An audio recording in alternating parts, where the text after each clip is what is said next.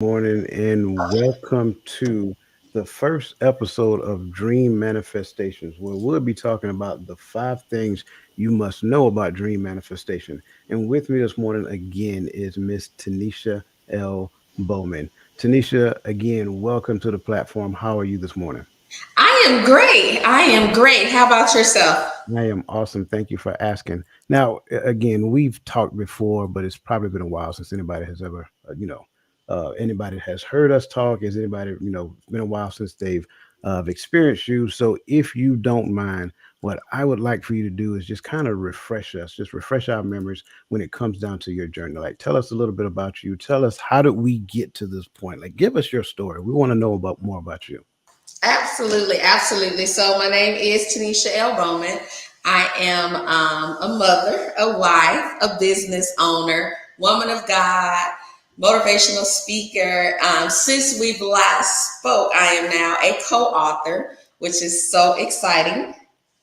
And I actually thought about it. I thought I had the book right here in front of me, but that's okay. I'll be sure to grab it. But my journey is probably a little different, but I do know that it can relate to so many. I am from the city of Detroit, the amazing city of Detroit. I was there until I was about 13 years old, and life happened. Things changed, and we moved to Georgia. I moved to Georgia with my grandmother. So after moving to Georgia, I quickly became a teenage mom. It's a very small town in Georgia, and I think that's just what was left to do. So I became a teenage mom at the age of 15 years old. Had my amazing daughter, who is an adult now. At the age of 20, I had my amazing son, and at the age of 24, I adopted my brother. So we have the same mom. So I was 24, single with 3 kids, just making enough to stay afloat, I guess I would say. But God, you think about your past, you think about your trials, your tribulations, and your test that creates your testimony. Now I'm a mother of actually 6 because I have a blended family. Have an amazing grandson that if anybody follows me know because he's with us all the time, including now. And I just, at some point in my life, decided to try Jesus, just decided to give God a try because I had tried everything else, had done everything else and nothing seemed to work. And as long as I kept trying to fix it, I was just making it worse. So I decided to give God a try. Thank God he waited on me. It's like I'm gonna do all this other stuff first, and then I'm gonna see what God gonna do. So I decided to give God a try, and it went good from there. Still trials and tribulations because that's life.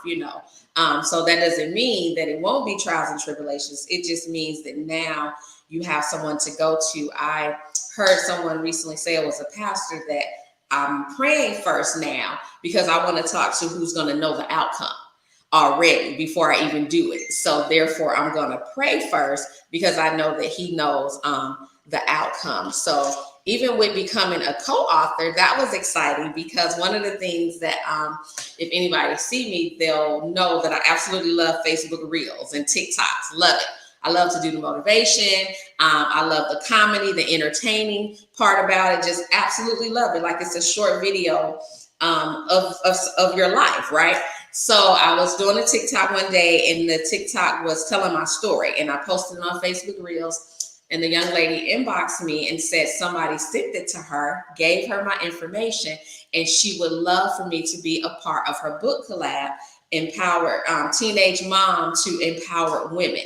So it's 10 of us in there, absolutely amazing. Everybody's sharing their chapter about being a teenage mom and their success now. I am a business owner as well. Absolutely love being a business owner in direct sales. I have a team a little over 3,000 business partners, and that has been absolutely amazing as well. So that's Tanisha. Man, that's awesome. That is an awesome story, and I know that there are several people who can resonate with that. And I've seen some of your TikTok reels and Facebook lives, and I'm telling you, she is lightning in a bottle.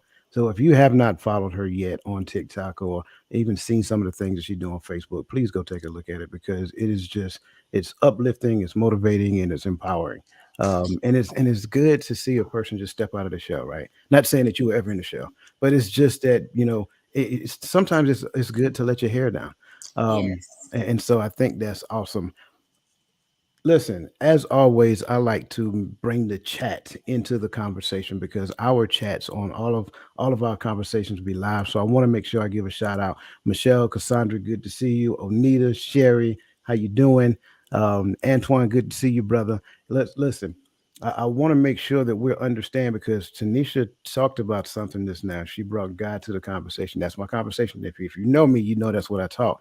I like to view dream manifestation as the application aspects of what the word tells us to do. So when we look at it, it's one piece when we can look at the word and say, okay, I read it, I understand it, because we read it from the concept of education. But it's another thing to go from education to application. And I think that's where we mostly struggle with because when you look at it, a lot of things within the scope of the word does not fit the normal processing that we've been taught to do. So that's what I believe from my perspective, what dream manifestation is all about. And I am so excited when we finally got to the point that we figured out what we're going to do, what we're going to call it. So we went back and forth with the name, right? And Hmm. so what I would like, if you don't mind, kind of share with us your concept when it came down to dream manifestation. Okay, so one of the things I absolutely love to do is I love to break the word down in definition. Okay, so if that is okay with you, I'm going to give my definition of dream and I'm going to give my definition of manifestation. Okay, so when we think about a dream, we think about cherished aspirations, ambitions, or ideas, a series of thoughts, a sensation occurring in a person's mind during sleep. Okay, so when you are dreaming, it's at a resting point, right? You're asleep, you're resting, you're in a position where you're able to just think about some things that you want to do, some goals and stuff that you want to happen in your life. But the only way for that dream to happen is if you decide to wake up, correct?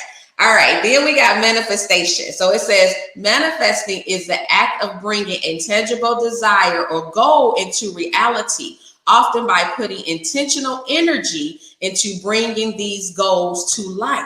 So remember, you were asleep, you were resting. And the point of sleep is to get some rest so that you can have the energy that you need to do what you need to do that day. So you've gotten your rest, okay? You've laid down, you've thought about some things, you've prayed about some things, you've decided to do some things, and you've waited on some things. All of that gave you the vitamins and the nutrients and all of that that you needed so that now you have the energy to put this into life. Okay, so now you're ready to manifest. So if I'm going to be known as the dream manifester, right?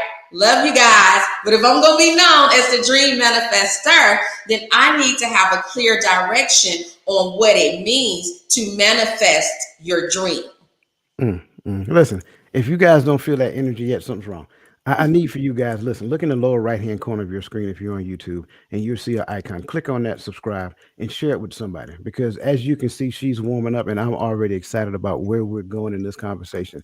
And here's our promise to you, because I'm going to give my concept as well. But here's our promise to you: we're going to do this monthly. This is just the beginning of dream manifestation. So, as you can see, this is definitely one of those podcasts, one of those conversations that you might want to have a pen and a piece of paper because you're going to get some stuff as we're going through this conversation.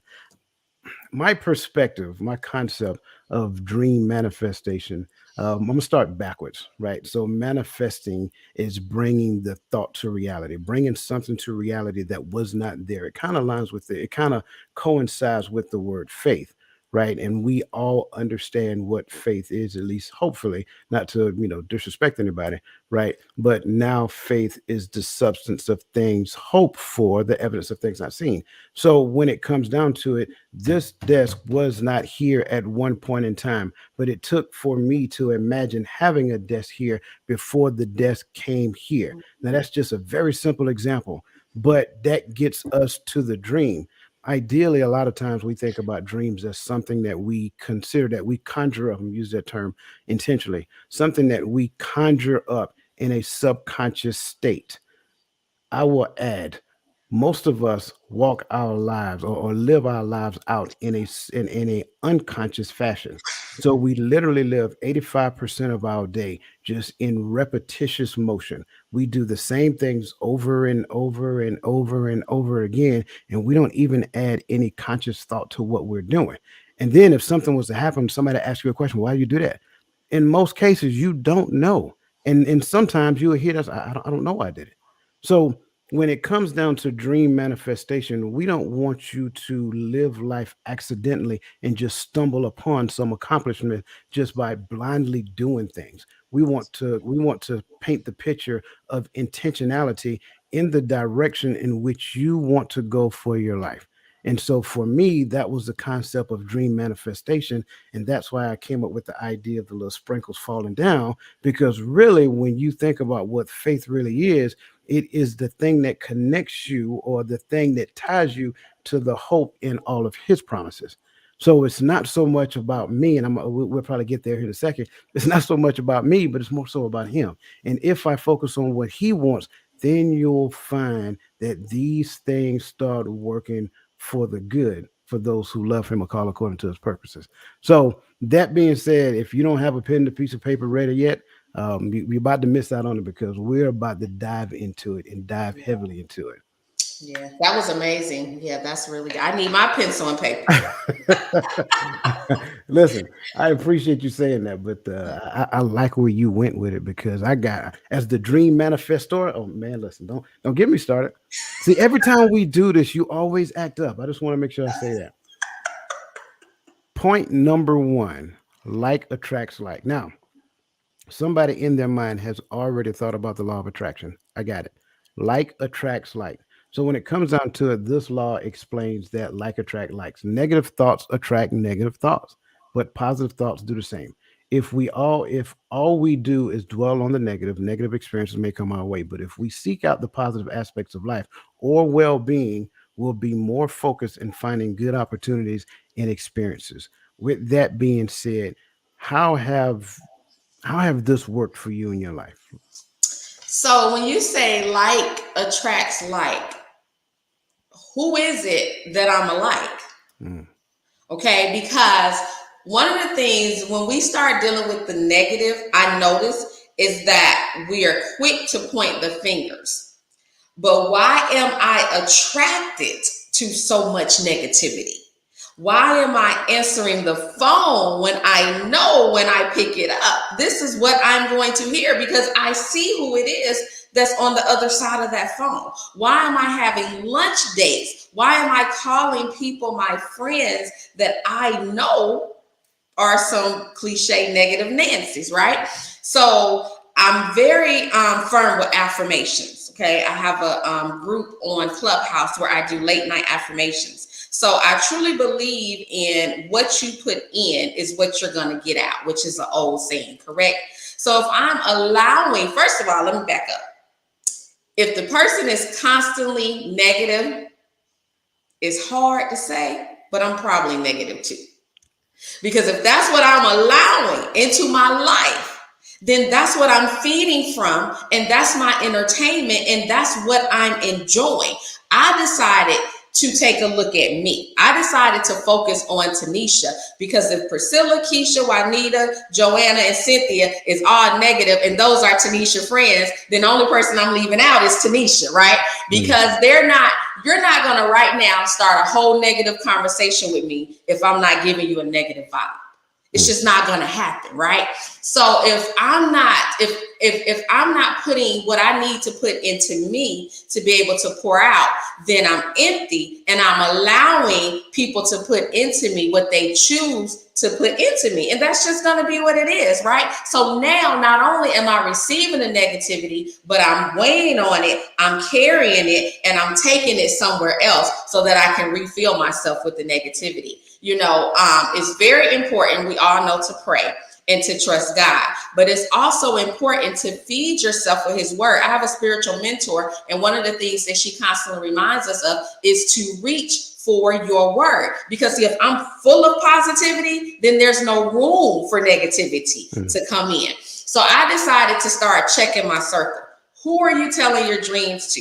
Who are you planting seeds with? Who are you allowing to plant seeds with you? Who are you talking to about your goals? If I can't talk to somebody that's going to promote me, okay, like going to be my brand ambassador, all right, that's not only going to encourage me, but they're also going to tell other people about me because that's how great they think I am. If I can't do the same for them, then we're not friends. Okay, Mm, we're not accountability partners. We're just two people with nothing else to do but have a negative lifestyle. Does that make mm. sense? It makes perfect sense. Man, Okay. listen, she said a lot. I know it was kind of hard to get that shorthand, so you're going to have to go back and watch it again because it just comes. And I get it. It comes. And when it comes, you're so full. Like, I love it. I love it because she's spot on. I agree. And I love what she said about checking your circle. Like, when she said, and I'm sorry, I'm excited just by listening to what you're saying because I think you're tapping it into my, you're like, we're connected in this whole conversation right now. Check your circle, right? If Yes. we're not on the same length, we ain't friends. I think a lot of times we use that term friend so haphazardly and so loosely, and then we'll transition. Not only we're friends, but we're best friends. And then I like to ask questions like, how did this person become your best friend? Oh, I've known them since high school. Well, that sounds like a long-term friend if they're a friend, not necessarily a best friend. How did they separate themselves from everybody else? If you have 10 friends, just, now, and me personally, I'm just being honest. I don't have enough energy for 10 friends, Right. right? And again, if I'm not doing nothing in your life, if I'm not adding anything to your life, then am I really a friend? If I'm not helping you achieve your goals, if I'm not pouring into you, am I really a friend or I'm just an associate that's fascinated by what you're doing? So I Right. think we need to really check the things that we're doing. I love the idea of positive affirmations, right? Positive affirmations I think are good, but I also think that this has to be right to receive the positive affirmations that we're using. I think sometimes what we try to do is pour syrup. I can't get my words right. We pour syrup on, pardon my French, crap and think the pancakes. It never works that way. You So true. can't pour good stuff on top of bad stuff and think good is going to come out. You can't put new wine in the old wineskin. That's You right. must first get new wineskins before you put the new wine in it. That's That right. way, the wine is fresh for a more prolonged period of time. So, if you have negativity deeply rooted within your subconscious, if something happens and the first thing that you do is lean to a negative outcome, you got some spring cleaning you need to do. And I'm gonna pause right there because I think you're gonna shoot a question at me first. Um, Yes. and I don't, let me hush. Go ahead. Yes, and I want to just really quick. I want to feedback off of something you said.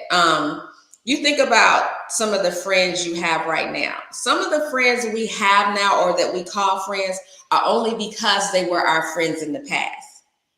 They don't add value to us now, but because they were our friends in the fifth grade, you know, we call them friends now. And I think that's very important to think about. And I'm not saying to totally dismiss the person, but as you said, that's a heavy word to use, and we use it so lightly. I'm very guilty of that. I used to do that a lot, and I had to grow and learn. So that was a really good point.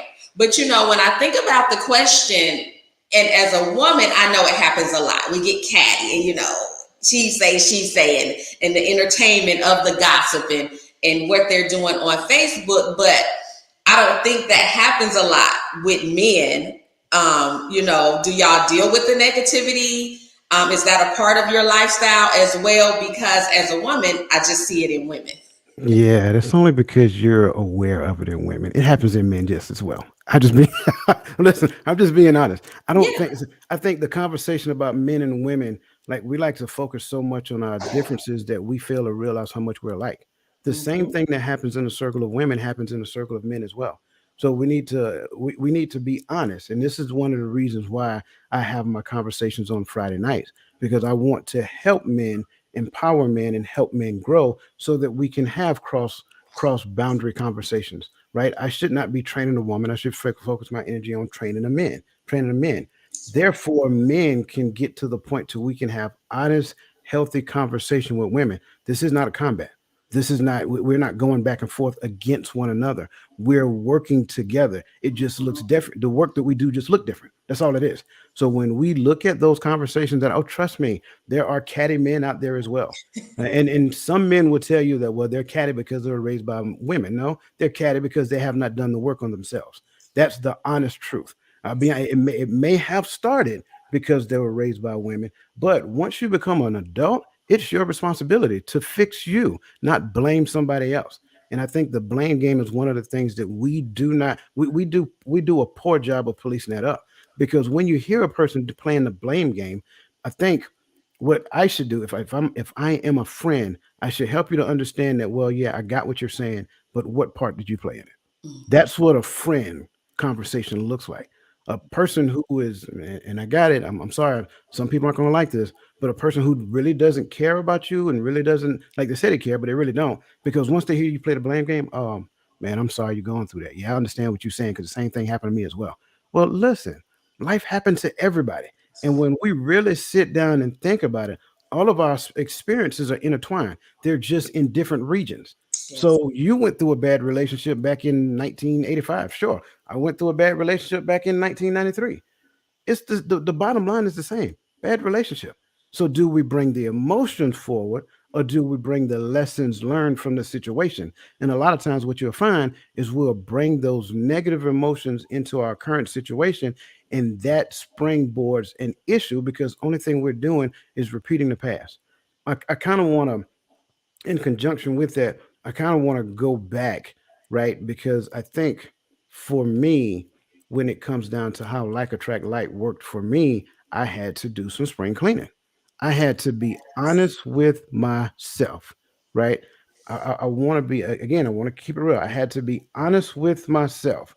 Until I got to the point of being honest with myself, there's nowhere in the world I could be honest with anybody else. That's right. If I believed other than that, the only thing I was doing is lying to myself and living a lie through everybody else. Hmm. So, first and foremost, I had to recognize, going back to what you said, I had to recognize the relationships where I was unequally yoked, just like you just said. That's why I said we're closely connected in there. I had to identify friends per se that weren't friends. They just existed in space and they wanted the accolades of being a friend. They will call me up, say, "Hey man, I need you." And I'm that type of person. I give you the shirt off my back. All you got to do is say the word need. When you say need, I am on the way. That's it. But then when I call you and say, "Hey, you know what? I'm in a pickle. I need your help." Oh well, I got this going on right now. Oh, so now I see our perspective of relationship looks different. It's okay. I don't need to demonize the person. I just need to recognize that we're on different levels when it comes down to this thing called relationship and we're unequally yoked. Let me go back and make sure I make it clear. Everything is relationship. That's right. It's how you connect with the thing, whether it's a person, whether it's, and again, I always make a joke about the letter from the IRS, right? Whether it's the person, whether it's the letter from the IRS, whether it's the people at my job, whether it's the person driving down the street that's driving 25 in a 75 zone, right? It's how I connect with it. So the only person that I can fix in that is me, not you. That's right. However, sometimes what I need to realize, fixing me may mean I need to separate myself from you. That's right. You may see it as an attack on you. I had to learn to be okay with the emotions that you have behind my actions. That's right. That's That's the, right. that is one of the hardest lessons I had to learn because years ago I used to be super concerned about how another person felt based upon what I was doing. So when it comes down to this spring cleaning, it was intentional. The next thing I had to get to the point of being radically transparent and radically open minded, meaning that the honesty that I've now gained, I need to share that honesty. However you feel about it, that's not mine to own. That's I right. let you own it. That's right. And whatever you have to share with me, I need to accept it at the level that you deliver. That's right. I cannot respond emotionally to the thing, to the honesty that you share with me, just like I cannot own the emotions that you carry behind the honesty that I share with you. That's right. So when it comes down to it, I had to take an assessment of my life. I had to take an assessment of my environment. I had to take an assessment of my inner circle. My inner circle, those are my friends. Right. Everybody else is just a facet of my environment.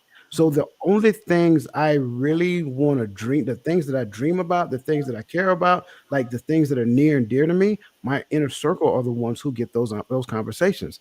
Associates don't get those conversations. Right. We get the associates get the conversation to where we just connect. How's everything going? Great. How's the family doing? Great. How's your mom doing? Great. Those are associates. But now in a circle, we get the names. How's Tom doing? How's your relationship with Kim going? All of these things. That's different. Now, where are you in when it comes down to this thing that you said you wanted to do? I have a standing relationship with a friend of mine. We started off as coworkers, but we developed a relationship over the years. So periodically we go have lunch and we ask each other, what are you working on now?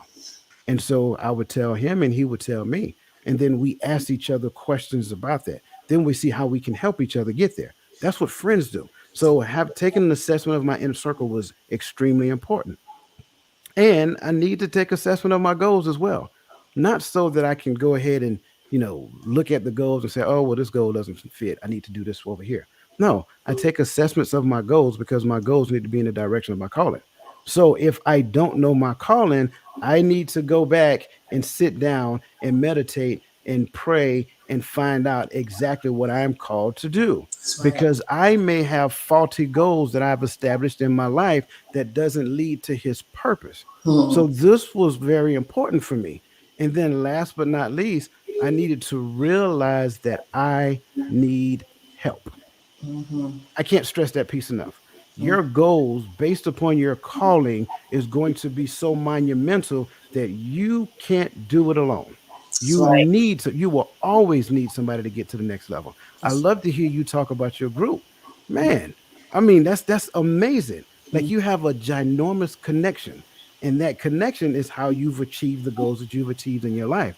So, I mean, when it comes down to this whole, like attract likes, I think this is important because this is how we get to the point where positive affirmations actually work. That's Like right. positive affirmations can't work when I'm stuck in negativity. When I That's have an environment that says you can't do this, you shouldn't do this, you got to work twice as hard as these people to get there. That's important to consider. So you got to do the work here before you can expect the blessings that you are talking about. Because I think that's important to understand. That's right. That's right. That's really good. Really, really good. Yeah, yeah. Man, listen, our chats are blowing up, man. Shout out to the people in the chat, man. We love you guys. We appreciate you. Sherry and Onita, I see you guys over there. You're working it. I love it. Just keep them coming. Yeah, I'm not ignoring you. I want to make sure I get them in as well. So they're going to come up on the screen as Facebook user, but I'm seeing them over here on the screen. Um, and so I laugh at Sherry because Sherry like to call me Dr. Dwyer. It's in the works. It's in the works. I don't start until next week. But yeah, absolutely. We have to separate ourselves from our so-called friends and associates. Um, you can only pretend for a show. Oh man, this is so good. And I'm glad she said that. Share, sweet. I want to know where you got that from later. You can't, you can only, the facade only works for so long. Right. Eventually the authentic you will come out. Right. This is why I tell people don't get to the point where you get married too soon. But when you meet them, give time. That's my grandmother's favorite saying. Give time. The true person will show up. Once the true person show up, believe that person. Don't Right. believe the mask that they showed you in the beginning. So, man, that's good. Right. Thank you, Sherry. I appreciate you saying that. Good, Right. but I need a conversation with you. Absolutely. I can't pronounce that. But yeah, absolutely. We'd love to have a conversation with you. Let's see. Sherry's still putting it down. Yes, we always have to start with self. Absolutely. Okay. I see the comments now. I see it says Facebook user. Hmm. Okay. Okay. Yeah, they're in the Empower and Perspective community group. So that's Okay. what yeah, that's where I Okay. have to bring that up because StreamYard does a special thing with them. Let's see, your emotions are yours to balance. Absolutely. Let me see. I want to make sure I honors everybody's statements first before I move on. Make sure our goals are aligned with His purpose for our lives, as we will be wasting time. I couldn't have said it better. You are absolutely right, man. You guys are amazing. Thank you for your comments. Continue to bring them. Also, bring your questions as well, because we want to make sure that we're answering and honoring each question as we're moving forward. So, moving on to point number two, focus on the present. Now, this is one of those things that we started talking about it a little bit, but I want to kind of get to it. So we should already live in the present, but this law explains that we should focus our efforts on our current situation. If we put in the work now, our futures will be more positive and full of opportunities. Worrying about the future won't help us either. I'm going to say that part again. Worrying about the future won't help us either. So, that being said, how do you focus your time, energy, and efforts on the present?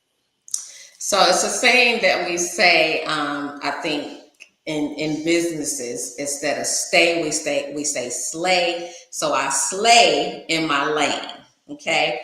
It's so important to know your lane. My word of the year is position.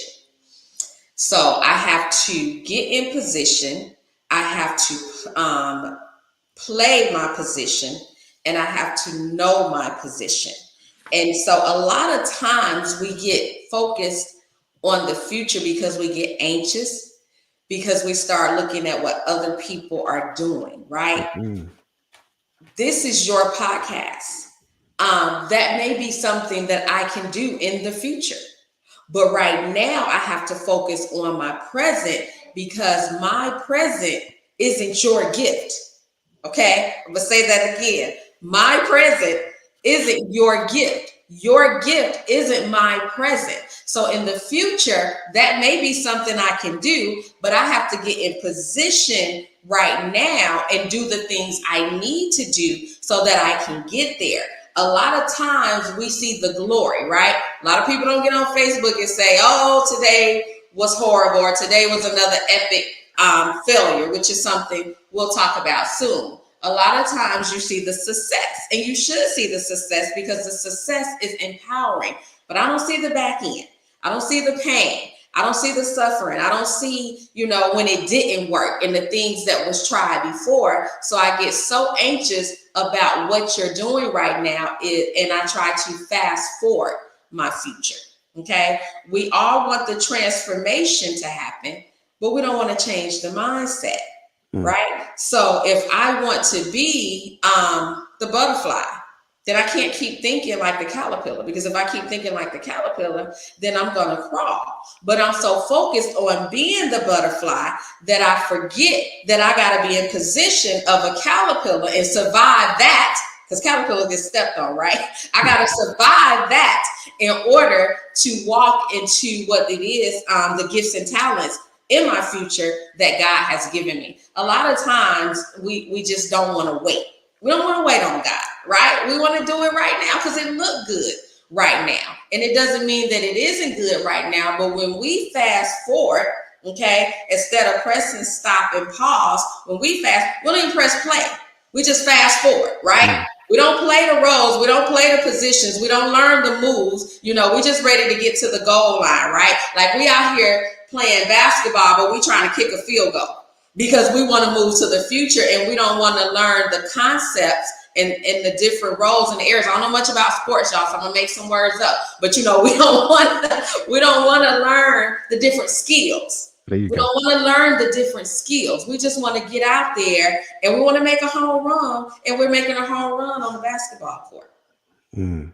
So we're not getting the points, right? Mm. We're not getting the accolades. We're not getting the points. We're not getting the rewards because we're just so focused on the future. Let's focus on the right now. The word says that let tomorrow take care of itself. That's what the word says. That's not what Tanisha says. That's what the word says. Let tomorrow take care of itself. Do what it is that we've been called to do today so we can build up for our tomorrow. Mm. Mm. Mm. So I got some Tanisha isms. That's what I call them. Slay in your lane, man. I like that. Stay in your lane. Slay in your lane. And here's what I compare that to as I'm listening to you, because everybody wants to be, the Michael Jordan or the LeBron James, right? And they're focusing on what those guys are doing, and they're trying to bring their successes into their life, but you don't know what they did to get there. You only see the blessings that they're going through right now. And so you're so enamored with the outcome of their struggle that you fail to realize that the struggle had to happen before the outcome manifested itself. That's And right. so that's the thing. I want to. That's the thing I grab when I hear you say "slay in your lane," because I think that is key, right? The comparison trap is one of the biggest things. One of the biggest things that we do to ourselves, and it robs us of the process of maturation. The process of maturation. I want to say it again. The process of maturation. I don't care what you do whenever, and what you do has nothing to do with your age, by the way. I don't care what you do. When you first started, you were immature in it, right? You're married. When you guys first got married, you had an immature relationship. Or when you guys first got together, I'm sorry, you had an immature relationship. It took some time for that relationship to mature. It doesn't mean that the people were immature. It just means that the relationship itself was immature. It took time to reach the point of maturation. So the things that were happening in the beginning may not necessarily happen now because we're in a mature state of our relationship. That happens with your dream as well.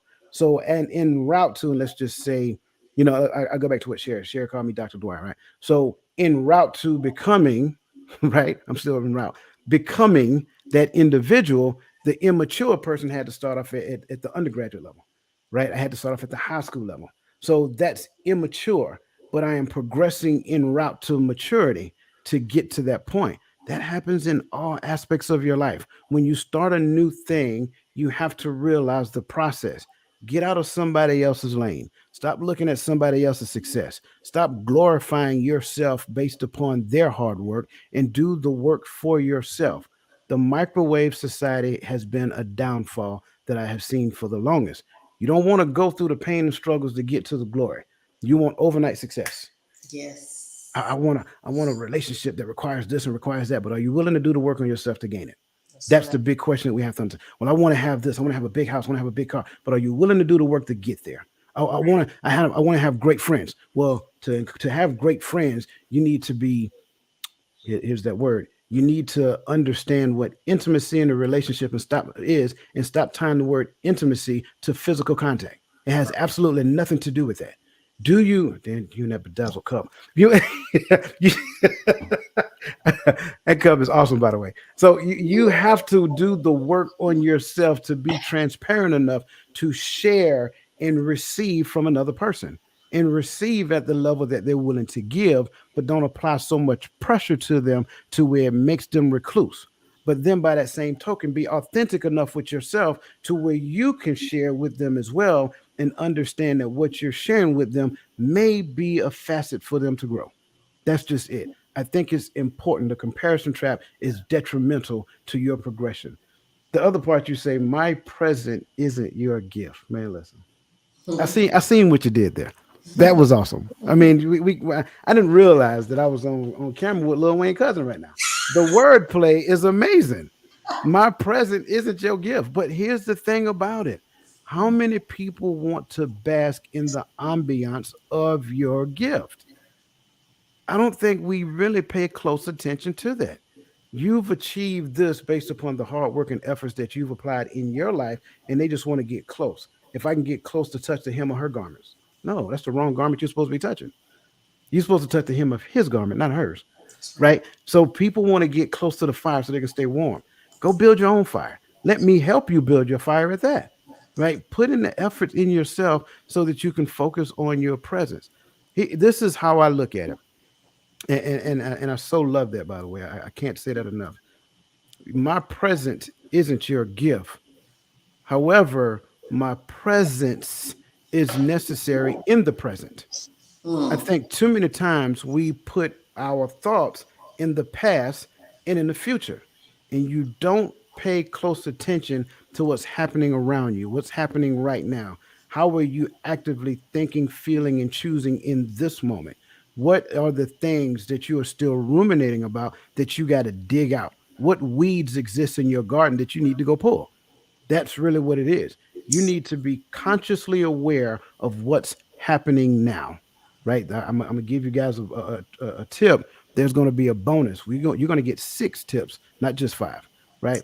What are you gaining right now in this moment? Here's another question: what is the spiritual lesson that you're supposed to be learning right now? Mm-hmm. Because if you do not learn that lesson, the situation, it may be a different situation, but the lesson will come around again and again and again until you learn that lesson. Once you learn that lesson, then you can elevate to a new lesson that you need to learn. So the progressive awareness of your being requires you to be present in the moment. I like to look at it as focusing my energy. I don't have time to think about the past. That's The right. past stays right there. Let the dead bury the dead. I don't have time to think about the past That's right. because a lot of times what people do is we think not about the past itself, we think about how the past made us feel. So we think about that. And when we think about how the past made us feel, the only thing we're doing is bringing the past back into the future. Ooh, So we want certain things, but we're remembering, oh, when I was this age, somebody said I can never do this. Oh, when I was in this situation, this was the result of it. And so I'm gonna use this to get back at them. No, you're not. The that's right. only you know, no, you're not. That is the wrong side of the present that you're supposed to be on. You're supposed to be present. Your presence must be in the present. That's right. So if you're going to think in the past, what is the lesson that you learned from the past? Bring the lesson forward, not the emotions. I want to say that again. Bring the lesson forward, not the emotion. Parents, when you teach your kids the lessons that you learn. Don't teach them the pain because the only thing you're going to pass on to them is ruminating pain. That's right. And then they're going to take that and apply it to the person that caused you the pain. And you're creating an issue in that child's life for you to realize it. Mm, I can't stress that enough. This is the thing I want to bring to the table at this point. As a man thinketh in his heart, so is he. I'm gonna say it again. As a man thinketh in his heart, so is he. So if I think about debt, I acquire debt. right. If I think about drama, I acquire drama. If I think about the past, I bring the past forward. That's right. So what we have to realize is the more I think about these things manifest itself in the present. Why? Because that's where your thoughts are happening. That's right. I always tell my coaching clients if you want to see positive change based upon the work that we're doing right now, let's talk about it 6 months from now. Whatever work we're doing right now, you're not going to see it until 6 months later, That's at a right. minimum. And you're not going to see the fullness of it. You're going to see it's going to make you aware that it's happening. You have to learn to exercise patience in the present. I think that's important. I think that's you have to be intentional. And unfortunately, the world does not make that a good thing to do because everybody wants it now. Hurry up, hurry up, hurry Yes. up. Yes. Everybody's busy. Microwave. Yeah, microwave. Everybody's busy. Everybody's in a rush. Newsflash. Being busy does not mean that you're in busyness. And if you run that word together, it really spells business. Being Mm, busy doesn't mean you're in business. It just means you're busy. mm. Again, we have to be honest with ourselves. If we're not honest with ourselves, then we're going to fool ourselves and we're going to tell everybody, I'm in business. But wow, well, I got this going on, I got that going on, I got this going on, I got that going on. But how does that lead to your goal?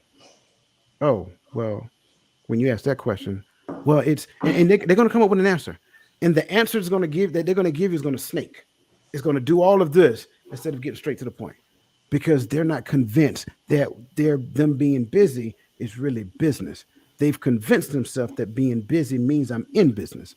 So that's a key, man. So I just the Tanisha isms though, man, I can't get over that. I'm writing them down as you say them, right? Stay slay in your lane. I love it. I can't I can't stress that enough. Let me see.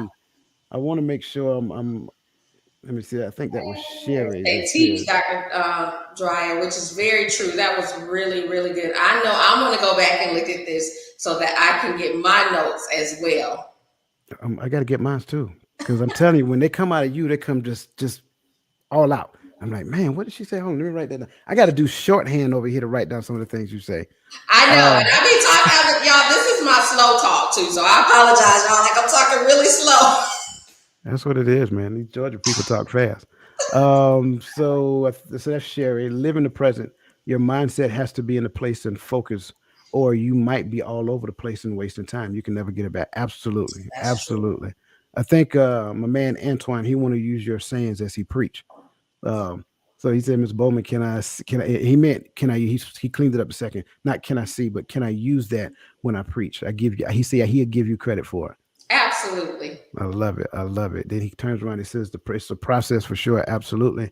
Sherry also says, yes, man, what we do has to align with what God has for us. Get in the word and learn how to listen to that inner voice that God gives us.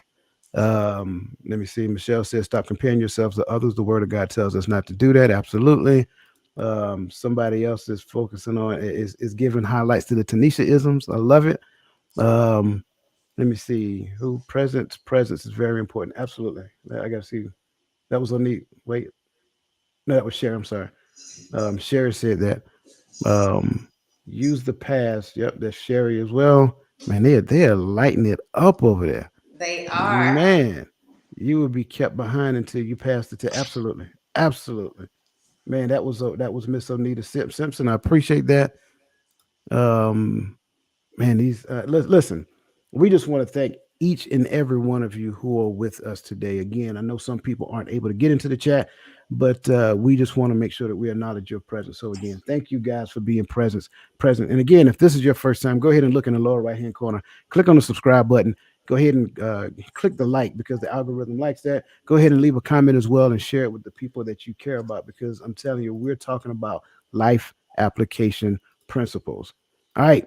Number three is balance. Balance is a key, right? I know a lot of times we don't like to talk balance. We like to talk this is fair, that's not fair, but balance. I know we first thing somebody thought about the scale, probably the law scale, right? Because that's what we believe balance is, but it may not necessarily be that. So, what happens in your life when things don't work out as you plan? Nothing. But Nothing happens. the face though, man. Because we get so uptight and so frustrated and ready to quit because it didn't work out as we planned. Nothing happens. What happens if we don't try it? That's what we should be more focused on. What happens if we don't go for it? What happens if we don't dream big? Um, when we talk about balance, it always gets a little controversial for me because I feel like we get so focused on family and balance when it comes to our dreams. Is family important? Yes. Should we have some type of balance? Yes. But when we was working 8 hours a day, 40 hours plus a week for 30 years of our life, we weren't focused on for somebody else's dream, right? We wasn't focused on the balance because we did that. Then we came home or we stopped by the store first. We went to our community events. We went to our church functions. We went to the things we needed to do for our kids. We came home, we cooked. We had our time with our spouse, but we didn't focus about the balance. And we could have got a lot more done if 8 hours a day was not taken up, right? But because somebody else had a dream, which is what I love to talk about, and this is never a quit your job speech. If you decide to quit your job, then y'all contact Dwayne. He gonna help you out, not me. But we get so focused on, now that we have our dreams and our careers and our things that we want to do, we only want to give it an hour or two a day because we got all this other stuff that we want to do and ensure that we spend time with our family. Yes, do that because that's important. But what if we keep trying because we're not focused on if nothing happens? What if we keep trying and not focus on the failure now so that we can get as much time as we want with our family later on in life? We try one thing and it don't happen and we just give up. Oh my God, I put my all into it. We ain't put our all into it. That's first off. But oh my God, I put my all into it. And I did this and I did that and I prayed. And I did what God told me to do and nothing happened. Something did happen. You grew, you learned from your mistakes. Okay. You gained some knowledge, you gained some wisdom, and you bet on yourself. As a motivational speaker, and this is going to be hard for some people to believe because when I get to speak, I come on and I try to show confidence and show you that I love what I do. But as long as I have been playing with this part of my life of motivational speaking, 2, 3 days ago, maybe a week, I just decided to get my speaker one sheet. I just decided to send a message out to family and friends to say, I am a motivational speaker. If you need me, blah, blah, blah. And then a couple of days after that, because I froze again, I just decided to post it on Facebook, right? So what, because I was so afraid of failure. And I'm the one that talks about dream manifestation. I'm the one that talks about going for your goals. I'm the one that talks about that your goals and your gifts and your talents matter and you were created to be great. I am the one that tells everybody else that. But when it came to me, I caught myself being afraid, dealing with failure, that I didn't move. And this isn't my quote, and I can't remember where I got it from, but when you deal with fear, you need to face everything and rise, right? Because you can't have fear and faith. You can't. It's not, you can't pray and worry at the same time. It's impossible. So you can't have fear and faith. So we get so stuck on it not being successful that we forget that we were created to be successful. It's a lot of people. It's a lot of drink. The $1 billion industry. Do you know where the $1 billion industry is? In the grave. Yes, it's in the grave. All the dreams and the goals and the talents and the thoughts that will never get discovered. I realized that God didn't give me my gift for me. Somebody out here needs my gift. If you are a painter, somebody needs your gift. If you are a cook, somebody needs your gift. If you are an accountant, if you are a lawyer, somebody needs your gift. Somebody needs this podcast. Somebody needs me to be able to speak. And not only are you upholding what it is that God has for you, you're also upholding what it is that He has for you to do for other people because you're so afraid. We say that we are procrastinators. We're not procrastinators. We're afraid. Okay. If I knew I could go out here right now and speak and not be afraid to tell people that I am a speaker and I was going to make $1 million just from opening my mouth, you have to make me be quiet. You'd be like, girl, the podcast over. Be quiet. I can't do no more with you today. I got to spend time with my family. You got to go eat. Y'all have to make me sit down. But the fear of the unknown, the fear of the crowd not receiving me, and I'm just using speaking as an example, but whoever's on here, whatever it is, the gift that God has given you, you put that into place. The fear of the unknown has allowed you to just accept failure before you can try. One of my quotes is, the only way you fail is if you fail to try to succeed. Mm. The only way you fail is if you just simply don't try. And I think some of us has just put in our head that we're not capable of doing it. And some of us just don't know whose we are. I know that I'm Tanisha L. Bowman, but do I know whose I am?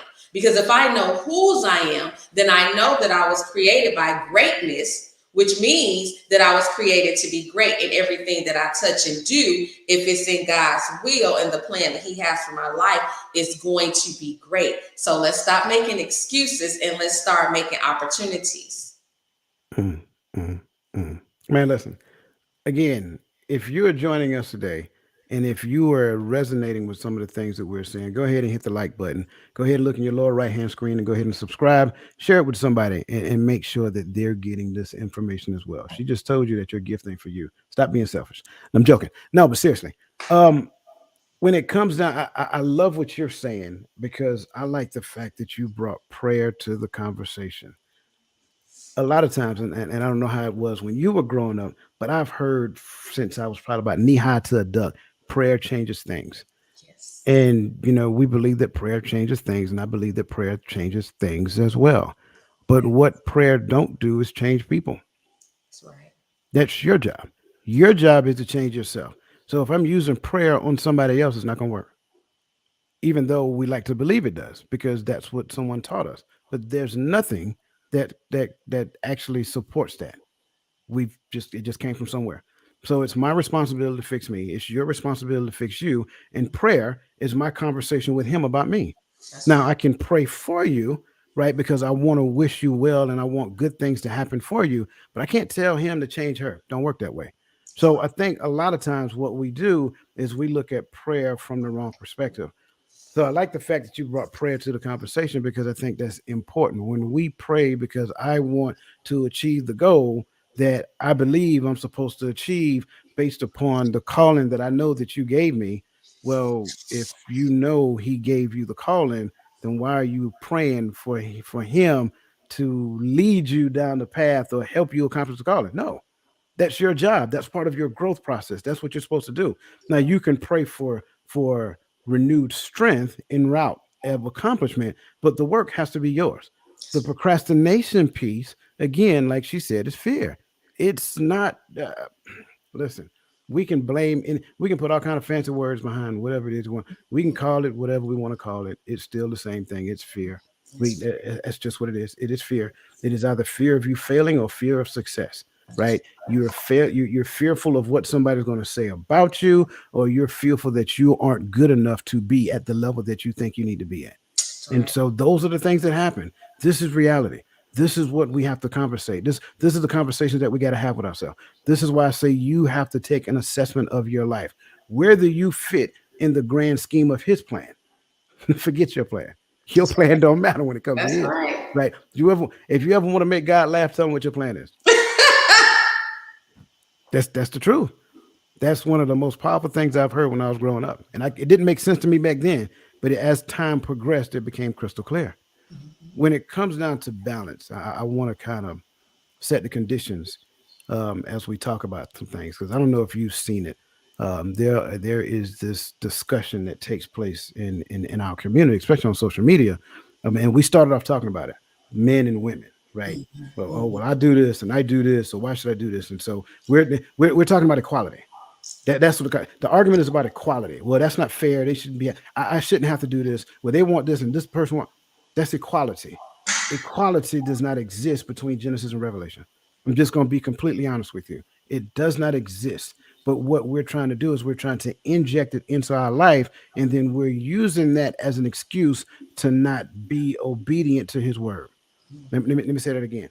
We're trying to inject that into life and use that as an excuse to not be obedient to his word.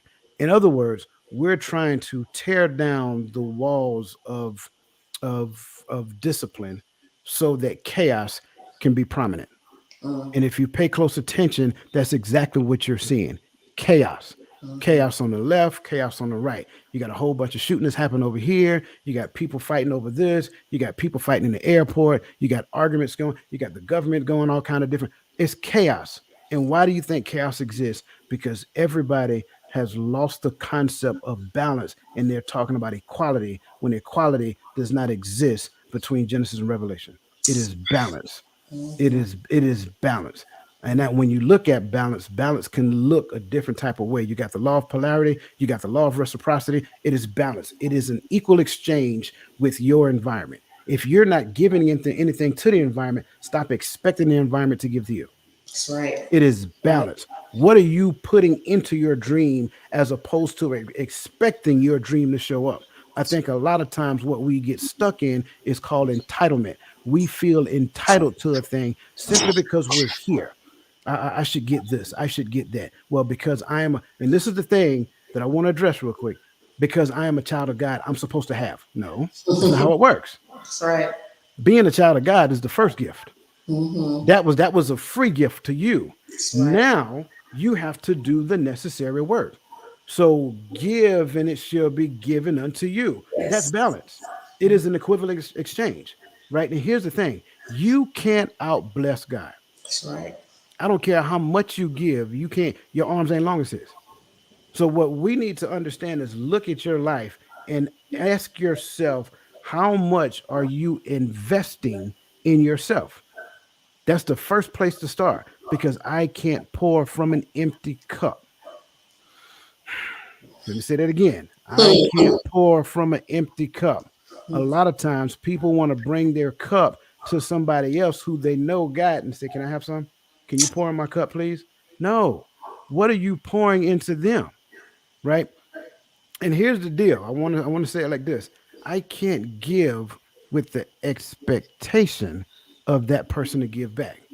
because you don't know if that person is supposed to give back to you. That's You right. need to give from the heart and give That's right. cheerfully. So that's what it is. When we start talking balance, balance means that I need to humble myself and give. When you go back and research the scriptures, the woman who gave the most gave the least. That's right. That's right. I don't know how much I need to thank you, Anita. I appreciate you. See, she's all over it, right? I can't stress that enough, right? If you're not giving anything of yourself, then stop expecting everything to yourself. That's right. That's what it is. So balance requires you to give. You must give, and give some more. In fact, make it a habit to sow seed. Let me say that again. Make sowing seed a habit. Be so comfortable with sowing seed that it becomes part of your subconscious awareness. That's right. If you can do that, then what you're going to find is that when blessings hit you, it's going to hit you so hard that it's going to knock you over. And then you're not going to have a choice but to give away, That's right. because at that point, you have more than enough. That's the life and life more abundantly piece that everybody wants, but they're not giving anything to it. So when it comes to balance, we have to get to the point to where we realize that we have lived life in such a selfish way that we have entered into the realm of entitlement and have not even realized it. So the question that I ask to everybody, to include myself, I'm not exempt. What areas of my life am I in? Do I feel entitled? Not even realizing that I feel entitled. That's right. Do I go to the government to fix the problems that we created for ourselves? Well, the government is not your God. That's right. That's right. It's not your God. That's good. That's good. It's real talk. It is, because we believe the government is supposed to fix. Let's be honest. They Right. set the conditions for you to come to them, requesting them to be an idol. And that's what we've done so many times. The government is supposed to do this. No, wait, I got it. Some people are supposed to have it. Some people are supposed to be good at their job. And then some people need to honor the realms of their job. But however, their job is not to fix your problems. Their job is to govern. It's two different things. You govern according to the law. The law is structured. The law mandates that there is compliance. Under the word compliance, there's the word obedience. Once I get compliance and obedience down to a science, then I can move over into the realm of commitment. Some of us struggle with relationship because we want to comply to anything, but we want a great relationship, but more disobedient than anything you've ever seen. We Right. want to be, we have bad relationships with our parents, we have bad relationships with our siblings, we have bad relationships with our friends, but then we want to be married. How does that balance out? It doesn't make sense. The scales don't balance. So we got to make sure that we're clearly understanding that. So for me, I need to assess my performance. Notice I keep pointing it back at me. It is my responsibility. I need to assess my performance in every place I see where I do not comply with his word. Then I need to make micro adjustments in the direction of compliance so that love can have its perfect will. There is no love without compliance. That's right. We've only been fooling ourselves from years based upon what Walt Disney taught us. What the Snow White, the seven. I don't know how many dwarfs it is, but they lied to us too. I'm just being honest. We gotta wake up, people. We gotta wake up. I'm being honest. In your subconscious thinking, there are fictitious stories that has literally plagued you your entire life. That's We right. got to go back and root out the weeds. That's If right. you don't root the weeds out from your garden, it's going to choke the fruit. Just okay. Thank you. Seven dwarfs. I apologize. I thought about 15 of them. I'm sorry. I'm thinking imps. So anyway, listen, listen. We're in rare form on a Saturday morning. We appreciate you guys being here. Yes. Listen, again, this is the first of a series of conversations that we're going to have. So by all means, go ahead and subscribe and share and join us, because we're going to continue down this path. Next is unwavering desire. Now, this law is all about staying focused on my goals and desires that will improve our lives. Clear, purposeful goals help us gain a better health, succeed in our careers, and have healthy relationships. Throughout the stages of our lives, we can experience many changes, but we need to know how we feel about our values and desires to stay grounded. And while our values or desires might evolve over our lives, having a clear sense of self will help us commit to our most important goals. So, with that being said, what do you do when you feel yourself wavering? Okay. All right. Here we go, y'all. Get your pens ready. Another Tanisha isn't coming. I promise. I This feel it. this excites me. So I'm gonna really try here. This excites me because I do have a one word answer. Okay. And it's very cliche, but pray, right? Because it's going to happen. It's life. Like you're gonna it's just gonna happen. It's life, right? So it's so important to have an intimate relationship with Christ, because just because he says it's gonna happen, it doesn't mean it's gonna happen right now.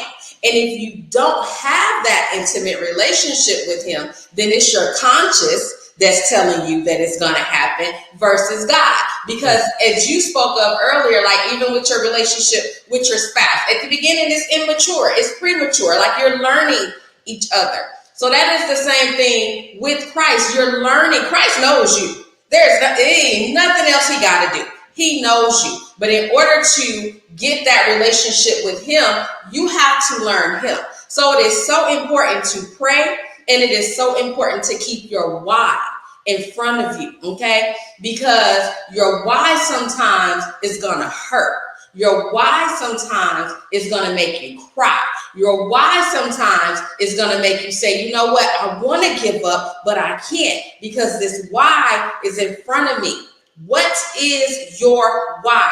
Why are you doing it? What is the purpose of it? What do you want to gain from it? For me, I want generations down that I would never get the opportunity to meet, to know why.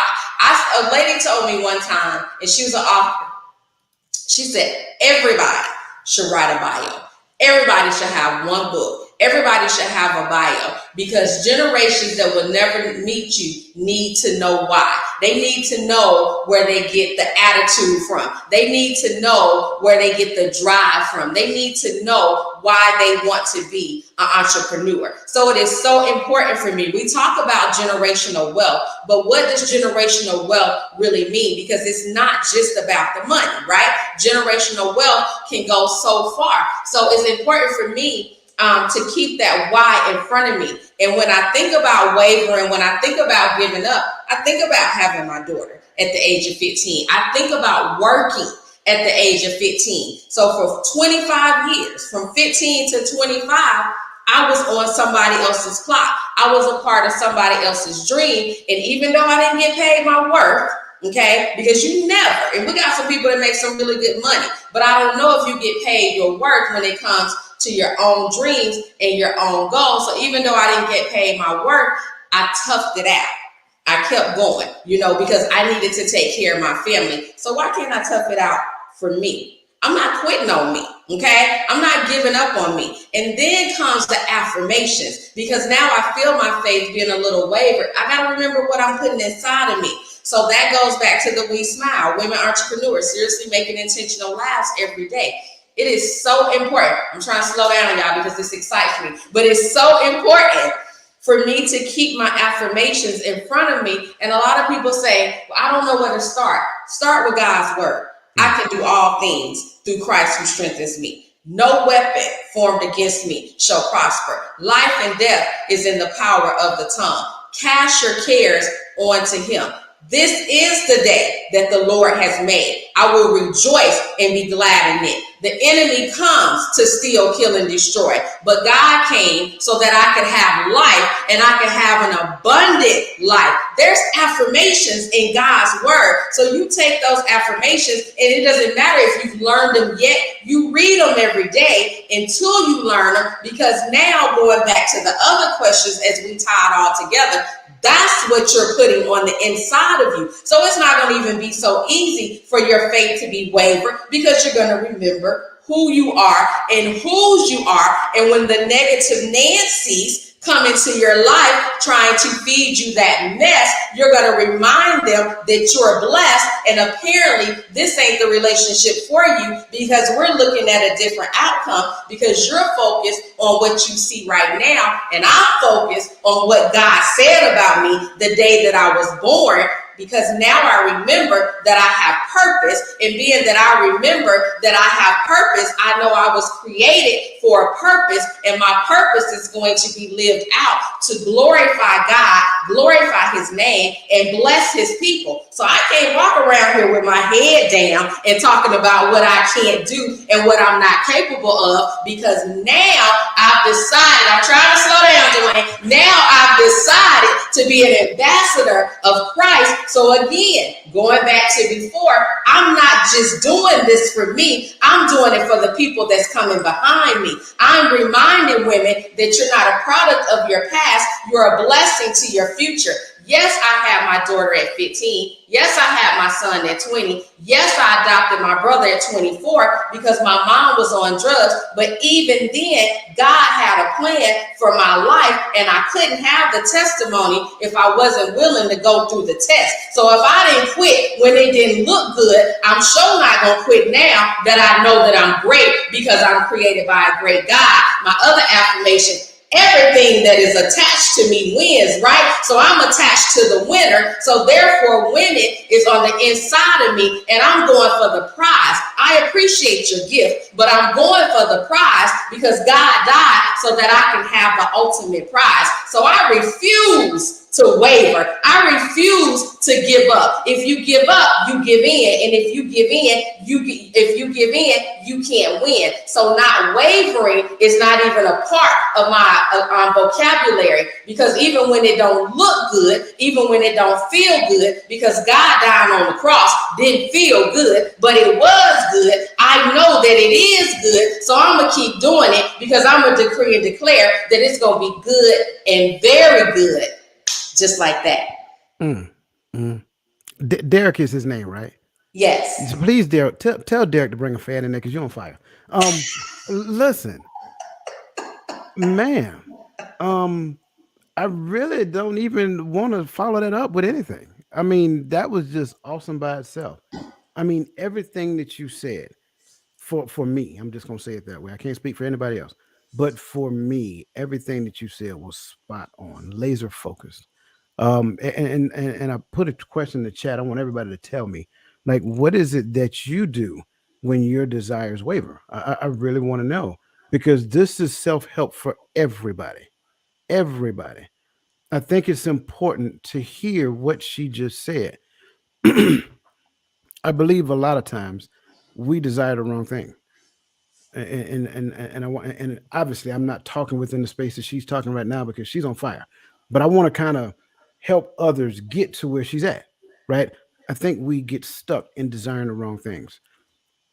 I just got finished last night. We just got finished talking about 4 weeks of functioning in dysfunction. Let me say it again: functioning in dysfunction. And I always use the example of the butter knife because I don't know how you guys, but we use the butter knife for everything other than spreading butter. We don't use it as a crowbar. We don't use it as a screwdriver. We use a butter knife for everything. Everything. And here's the best part about it: it worked, but it wasn't the true functionality of the butter knife. And I think a lot of times what we do is we stray away from our creator, the one who created us, the one who assigned value to us, the one that gave us our identity, and we go someplace else and we accept identity that someone else give us, and then we start functioning outside of our intentional function. I Right. want to say that again: we go someplace else and we accept the identity that was given to us outside of the identity that the creator gave us, and so we begin to function outside of the original function that he gave in us. But within the scope of our identity, our god-given identity, is found our value.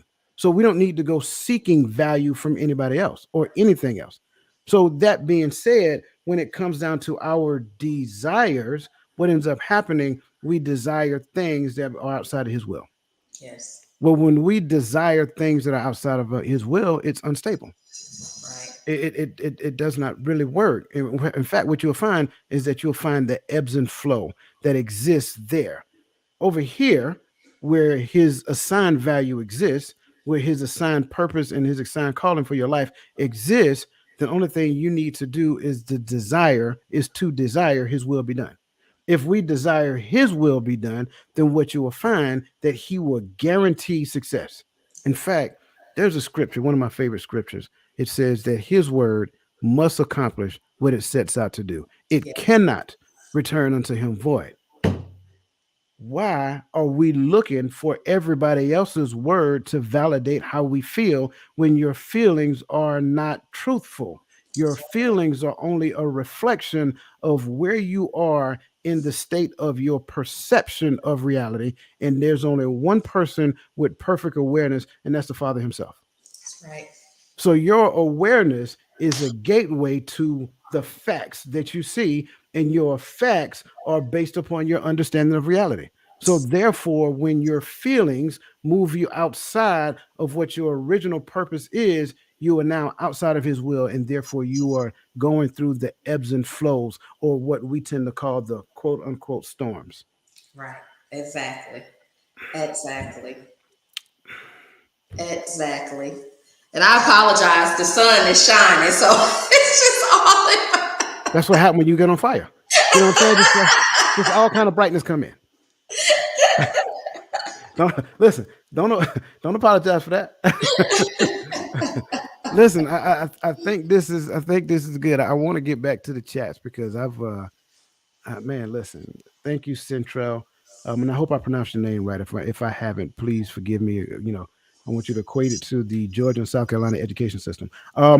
But she is loving all this goodness that you're sharing. And so am I. Awesome.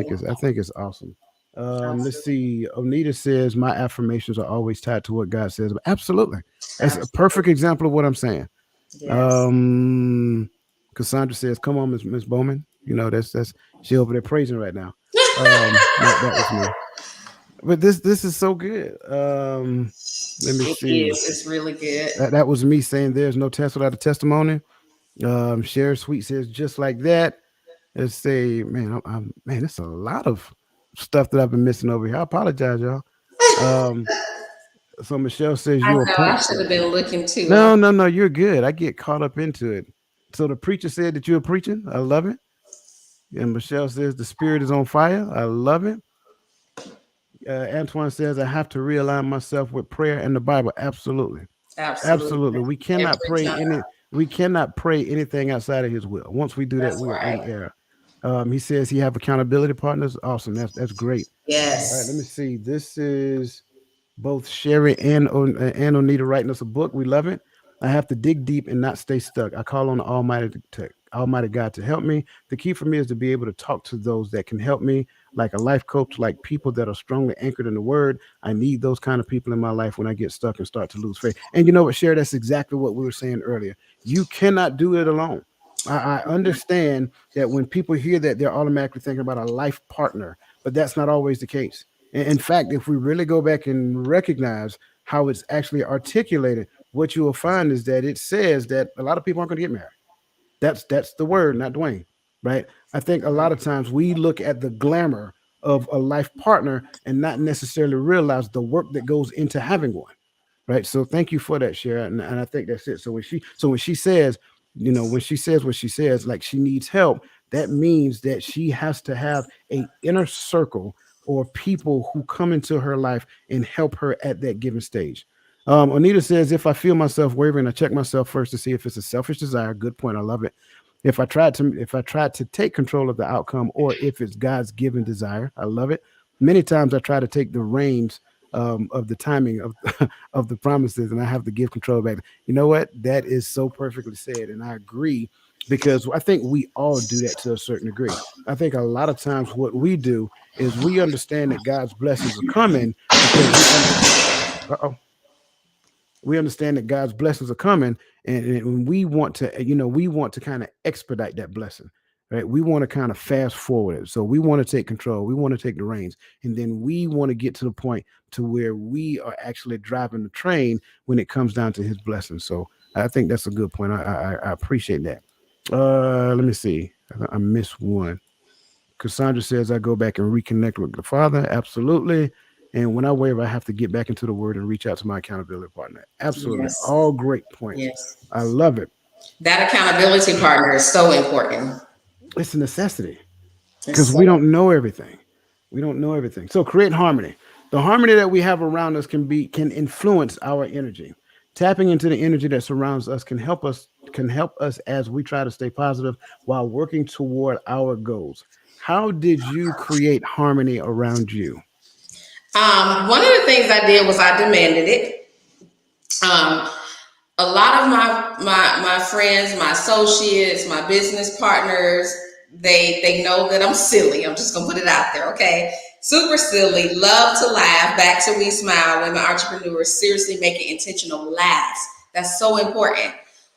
It's so important to laugh, y'all. We get so focused on stress and anxiety, and we're so quick to claim depression and just anything that's not of God. And I've dealt with that in life. I've dealt with that. For the way to get through it is to deal with it. And so now I'm gonna purposely crack a joke. If you do follow me and you see my reels and my TikToks and stuff, I told you that you're gonna see some type of entertainment, some type of funny on there because it's so important to me.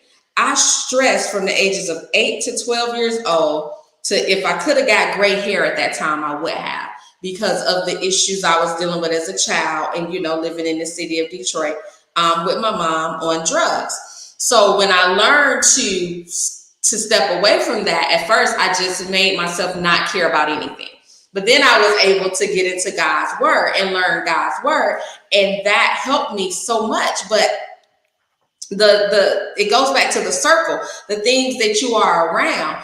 If you're in a conversation, you can be the one to change it to a positive. You can be the one to shed that light. You can be the one to inspire, to encourage. All of that is so important for me. Any of my people know. If you tell me, sometimes they'll say, if you thinking about doing it, don't tell Tanisha. Because, now it's going to be put in your face. That's Now right. she's going to push you to the max. And now I'm going to ask you that ultimate question. Why not? Why not? Yeah. So you have the Debbie Downers, but you got to be the uplifter, and this doesn't mean that you're always going to be happy. It doesn't mean that you're always going to be the positive one. That goes back to the accountability partner, right? Iron sharpens iron. So who is it that you have in your life that's going to feed into your spirit, and what's going to feed into your spirit when you're not feeling your best? But it's just so important to me to joke, y'all. It's so important to me to laugh. If you ever take a picture with me, you're going to know that one of the picture requirements is to bust out laughing. Okay. I was on a panel one time and I had to speak in front of about 10,000 people. And the question was, how do I find joy in the journey?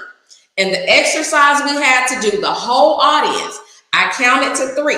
And I said, when I count to 3, we just going to bust out laughing. Like just laugh, right? So we did it, and you laugh to the point where the laugh becomes real. Either your laugh becomes real or you think, oh my God, this girl's so crazy, till you just start laughing at me. But my ultimate goal was to see you laugh. My ultimate goal was to be the reason that you smiled that day. And now, guess what you're going to do? You're going to pour that on to somebody else because that seed has been planted inside of you. Somebody said I look amazing when I bust out laughing. Let me do it.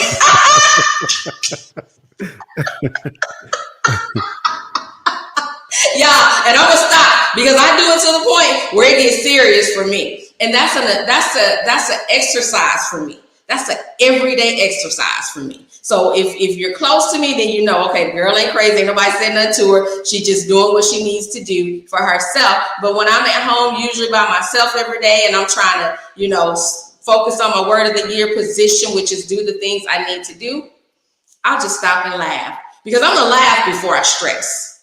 I'm gonna laugh before I get depressed. I'm gonna laugh before I get anxiety. I get a little anxious because I'm human and I have to go read the scripture about being anxious. But I'm going to laugh before I let any of that sit in me because once it sits in, it's a wrap. Hmm. And now you're dealing with the diseases and the unhealthy foods and the unforgiveness and the jealousy and the strife because you've allowed one thing. The enemy wants you to deal with the stress because he know what else the stress can do. So if he can get you right there, then he has you captured. Okay. And I'm also going to be careful about what I speak because the enemy has power, but he doesn't have all power. He's not all seeing and all knowing. Okay? That's God. So when we say things and we allow things to come out of our mouth, we've just allowed the enemy to capture it, right? We've just allowed him to capture that. So now he's able to feed on it and he's able to continue to put the poison, in or whatever it is that he needs to do to get you where he needs to be. So I'm going to be the laughter of the group. I think sometimes it's hard for people to take me serious with the motivational speaking because I'm so silly. Because, and that's just me. That's who God created me to be. So I'm going to crack a joke and motivate you at the same, or inspire you at the same exact time. That's so good. I love it. And Sherry say you always like you make people feel joy. So that is a very Thank you, great Sherry. quality to have. So I thank her for sharing that. I want to present another word. And trust me, when it comes down to it, we have to get to the point to where we create harmony. But I think harmony exists when you start talking about more than one body in the same location, just like what Tanisha just got finished sharing with us. But before I can get to the point of harmony, I must first learn to create peace. If I can't quiet the storm here, I become the storm every place else I go. So we have to get to the point that peace becomes paramount in your life.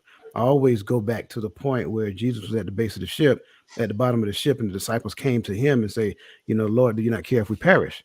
And then he says, how much longer do I need to be with you? Oh, ye of little faith. And then he goes up there and tells the storm, peace be still. What manner of man of this to where the wind and the waves obey him?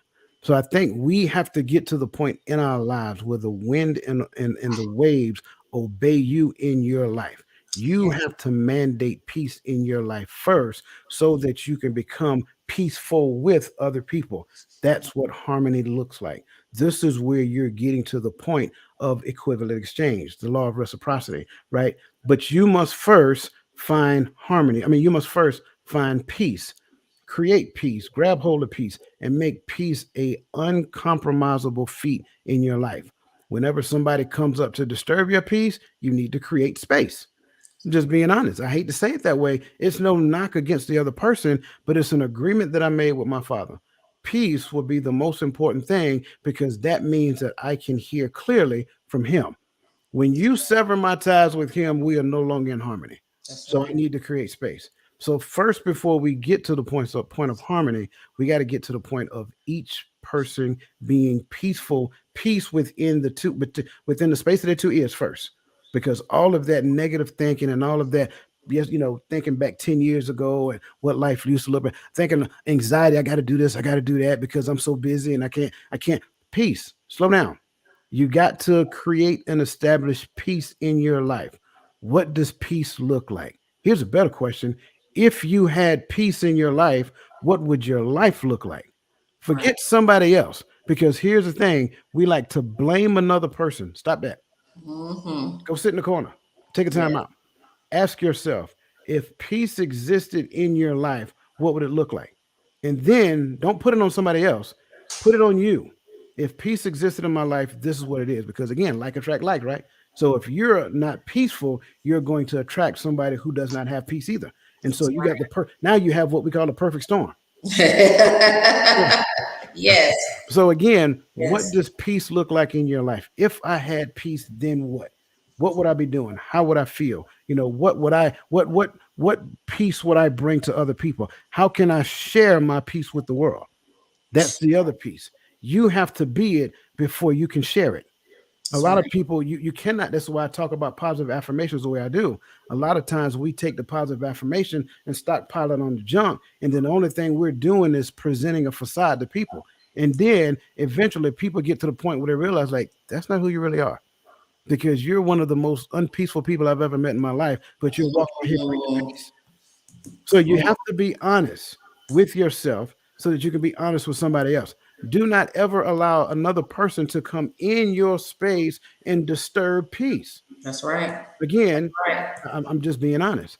You're right. People that occupy your space, your inner circle, that should be a harmonious relationship. We appreciate the conversations that we have. In fact, it's okay that you think the way you think. That's right. Whatever your thoughts are, that's okay. I don't own the results of your thought. That's Now, right. because you're in my inner circle, we're going to have that conversation that pushes you to a higher level because that's why you're in my inner circle. This is a growth circle. It's not just an exist in space circle. Those are associates, right? Harmony exists in the inner circle, right? Uncle Junior like to call it a wolf pack. Everybody have their own terminology for it. That's okay. Yes. Your inner circle is important to harmony, harmonious relationship, and peace.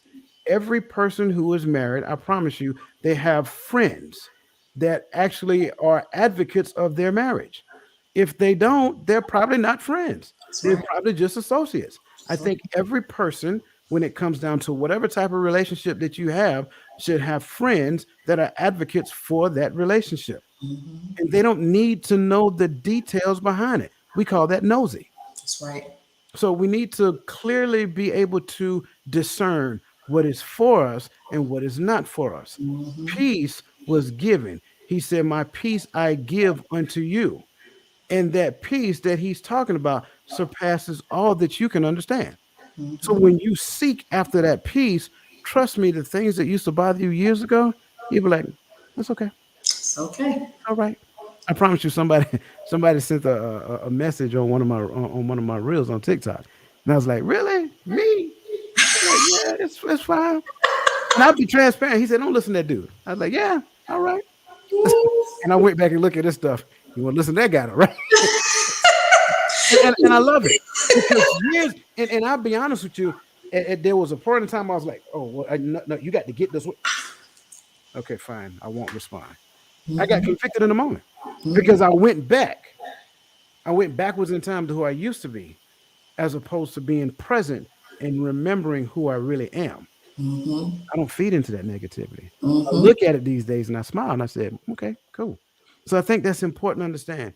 And it's not that you can grab hold to this cup and it never moves. No, trust me, a situation will present itself and it's going to challenge you just Yes. so that you can be aware of Yes. how far along the path of peace you are. Because the further along the peace track you get, the more harmonious relationships you can obtain. That's And I right. think that's the gateway to harmony. There's no way in the world she can smile the way she do if she don't have peace. That's right. That's That's just the right. truth. And you can tell me I'm wrong anytime you want to, but that's just my thoughts. Very true. Very true. Listen, again, I want to make sure I again extend a great appreciation to everybody who's with us. But I did promise you that we would give you more than five. But before we give you the sixth one, I want everybody to go ahead and hit the like button. I don't care where you are, just hit the like button right now. In fact, if you want to hit it more than once, go ahead and hit it more than once, right? Because here comes number six, and in my opinion, I think number six is probably the most powerful one of them all, and we're going to freehand this one. So nope, not yet. So, with that being said, the bonus is the law of karma, which is also known the law of cause and effect. If you will, Ms. Bowman, give us your interpretation of the law of karma, the law of cause and effect, and how it has worked in your life. All right. So we know the law of karma. We know what goes around comes around. Okay. So it's very important for me to not only empower women on a platform, but to do it, I guess we would say, behind closed doors. Okay, like if you're gonna love me like this behind closed doors, then love me like this in public. It's so important for me to remember to encourage women, to inspire them, and to cheer for each other. And I'm speaking again in the terms of women. We get so focused on trying to compete that we forget to complete, right? Goes back to our gifts and our talents and our position. Sometimes my position is to serve, okay? And at some point in life, as I progress and move, I want to be served. But if I've never served anybody, then how do I know how I should be served? Right? So we again, we want to advance, and we want to, do it now versus wait. Because if we wait, and we do it in our timing, then when somebody else waiting time comes, it could be our time to move, and we can respect their position just as they can respect our position. We know the saying, do unto others as you want them to do unto you. You know what? Do unto others as you know God will do unto you. Mm. Because my blessing doesn't come from man. I can get blessings from man, but the ultimate blessing comes from Christ, right? So if I am believing what it is that God is going to do for me, then I'm not going to get too focused about what you do to me. Because what you do to me ain't going to affect what God has for me. We love to say, when people show you who they are, believe them.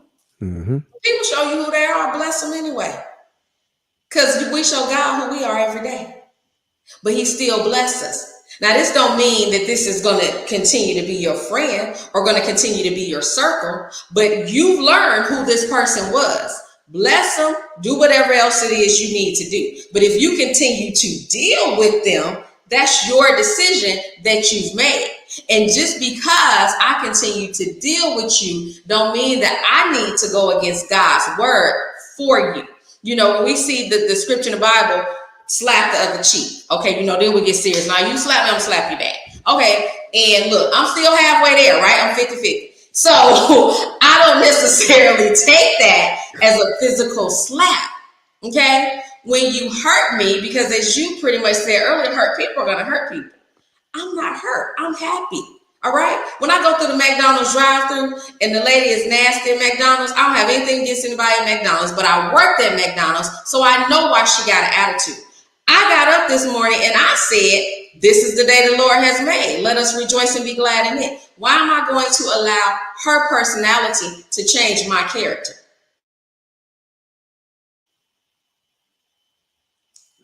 All right. Are we All right. good? Can you hear me? Yes. I can now. Can you hear me? Yep. There you go. I got Okay. All right. Perfect. Why am I going to allow somebody else's personality to change my character? So as long as I am nice to people who don't necessarily deserve me to be nice to them, that time is going to come for me where I may not deserve it, but the favor on my life is going to allow me to have it. And that's going to be because I did what God told me to do, even when I didn't want to, and even when that person didn't deserve it. You can cuss me out, okay? The flesh in me wants to cuss you back out. The flesh in you wanted to reply to that TikTok and tell him who he was. Yeah. But the gift that God gave you made you not do it, right? Because you're pleasing God and not man. We so interested in being the coward and having the last word. And, what if, this is what my pastor said happened to him one time. Somebody stepped in front of him in line, purposely. Other things behind it that I won't get into that, but enough to really upset you. Right. He ain't do nothing. I'm looking at that time, this 10 years ago, Dwayne. I'm like, what you mean you ain't do nothing? What did it hurt? Was it right? No. Will you still be blessed? Yes. Was you still gonna get your food? Yes. Do that person need Christ? Yes. What that person needed was to see the Christ in my pastor versus what the enemy wanted that person to see. So that's what I think about when I think about karma. What goes around comes around, but what I do is going to reflect what I receive. I like it. I like it. I think. I think this particular law itself is one that requires us to think long, hard, and deep about, because I don't think we necessarily get it. Um, and the Bible talks about it. In I mean, acknowledging it, really, it's all throughout it. I mentioned one earlier: "Given it shall be given unto you." And as I say that, somebody said the rest of it, and they started doing the little the shimmy as they were saying it, because that's what they learned growing up. Good measures pressed down, shaken together. That's where the shimmy comes in at. Um, But I think we need to really consider it because this is considered the law of all laws. This works regardless.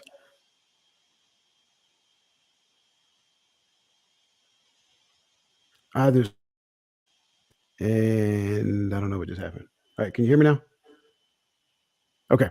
Either it's going to work for you or it's going to work against you. I think that's one of the most important things that we need to understand. So the law of cause and effect need to be active in all parts of your life. So let's look at the work that I need to do on myself. If I expect to grow, then how much am I doing to grow? Or do I just believe if I be around the right person, what they got is just going to automatically, jump off them and jump on me? Don't work that way, right? You have to put in the necessary level of work. We like to talk about seed time and harvest, and that is another principle. But here's the thing: the law of cause and effect is intertwined in seed time and harvest. You must first plant the seed if you plan for the time to take effect to get to the harvest. Once the harvest come, you got to go get the harvest. If you go back to old biblical terms, you must take the harvest to the threshing floor. Once you go to the threshing floor, now you're going to have to do the work, right? We got to go through the threshing, right? So now you got to thresh the wheat, and then somebody got to come in with the fork. You got to throw the chaff in the air so the wind can blow it off the floor, and then you got to go and scoop the grain, the sand, the dirt, and all the stuff, and then you have to sift it. So when we look at the law of cause and effect, what Yes. effect are you trying to gain in your life? Yes. Consider that in the beginning, just once. Consider what you need to do to get to that effect, and then perish the thought, focus on the work, right? Because when you give, whatever that looks like, you need to give, just just continue to give in that aspect, right? So if I need to do work on myself, I understand the person that I want to grow into, but that has nothing to do with the person that he called me to be. Right. So just understanding the person that I want to grow into is just what we call awareness. It helps me to understand that growth is available. Now that I understand that growth is available, I do the research that is required for me to grow. Then I focus on growing, not the person. I think a lot of times we take the law of cause and effect and we start it and we keep sticking with the effect, but we're missing the cause. Go back and research the Bible. The Bible is crystal clear. In the first in the new in the Old Testament, the Bible talks about, God referring to himself as I am. Move over to the Gospels, Jesus refers to himself as I am. In the Yes. New Testament, he says be, and it's not by accident. That's right. It's intentional because you have to be the cause of the effect that you are looking for. You can't just depend on you can't just depend on his promises, right? Again, keep his promises in focus, but be causative in the direction. Faith without deed is dead. Be causative in the direction in which you should be going, not the direction you want to go. The That's direction you want to go may not necessarily be in his direction. So rework this thing until what you want is his will. right. Then in that aspect, now it changes. This is not an overnight process, right? I want to go back to what Sherry says. It's not going to be, you can't do it by yourself. I'm That's just going right. to be completely transparent. That's The right. law of cause and effect is the law of all laws. If you look at your life right now, your life is a culmination of decisions at this point. So if you go back and think about how did I get here, you will see decision points in your life that led you exactly to where you are. I bet you, and I'm not going to do it, but I can ask Tanisha right now, give me three decisions that landed you right where you are. She probably gave us three decisions in this podcast alone. Hmm. Your decisions have to lead you in the direction in which you want to go. Your decisions have to lead you back to the Father. If it does not lead you back to the Father, then it leads you away from the Father. That's There right. is no in between. There is no gray. I don't care how much the world tries to tell you. There is no such thing as gray space. Gray That's right. life is non existence. Gray life is all the way in the red. Either you are with him or you are against him. That's all it is. And Hmm. he has promises, and he will stand by his promises, as That's we right. said previously. So we have to understand the law of cause and effect and realize that the law of cause and effect is not just a universal law, it is a spiritual law. It That's is right. one of the seven spiritual laws. And when I teach on the seven spiritual laws, it is mind numbing because they will work if you work them. It's Mm-hmm. funny how that applies to everything else in life. I don't care what you do. If you work it will work for you. That's right. Be the cause of the effect that you want to see in your life. If Yes. you want a better relationship, put forth the energy for the relationship to be better. Stop blaming somebody else for the relationship to not be what you want it to be. Yes. How immature is that? Like, oh, this is not what I want. It's all your fault. Really? Seriously. And here's the sad part about it. When you become that person that understands that, no one else can blame you for their failures. That's right. That's where you need to get to. The law of cause and effect is probably one of the most important laws that you can ever understand. And you need to commit it to memory because then we'll stop existing in entitlement. That's right. Sorry, I kind of got a little long winded just now. No, that was good. That was It good. was. Because it's so many people and that I know that suffers from not understanding that. Hmm. They look at life through the lens of their parents. Well, my parents did all this for me. That's what I expect you to do now. Doesn't work that way. Doesn't work that way. Tanisha, this has been an amazing conversation. Absolutely. Please give us your final thoughts about dream manifestation, the series to come. Yes. Just know that your dreams matter. You matter. The seeds that you plant matter, and that you are important to God. Saying all that to say, giving up is no longer an option. Not believing in yourself is no longer an option. And as we speak, month after month, I know that you'll hear not just the good, but some of the trials and tribulations. Because again, what we focus on is what we see in front of us. Okay. We don't focus on what went on behind the scenes. We don't focus on the turmoil and all of that things that happen. And God didn't say it won't be trials and tribulations. He said, surely goodness and mercy shall follow you. So that lets me know that he has me. He got me. But the first thing you got to do is believe in you. You got to trust God. Okay, that's first. But I'm just daring you to believe in you. Start writing some things down. Start putting some things in front of you. Okay. Start planting those seeds and let's pray and wait on the manifestation because it's going to happen. May not be in your time. There's a song. It was a song back in the day. He's an on time God. Yes, he is. May not come when you want him, but he'll be there right on time. I sing too, Dwayne. I don't know if I ever told you that. Won't nobody let me be in their choir or anything. I've tried to audition. Won't nobody let me, but I believe me. Thank you. Thank you. I'm manifesting this thing. I got a mic and everything. But believe in yourself and then do what I just did. Crack a joke, y'all. Laugh some more. Laugh some more. Y'all heard it. We too stressed. We too blessed to be stressed. Okay? I didn't get to show my shirt today, but this is real, y'all. But God. Okay? But God. Believe him. Believe his word. Stop saying, I would do this, but I would try this, but start putting the but in front of God instead of behind God. Okay? But God, I made it through. But God, I don't look like what I've been through. But God, I'm not a product of my past, but I'm a blessing to my future. Because the word says, but God commanded his love for us. And yet, while we were yet sinners, he still died for us.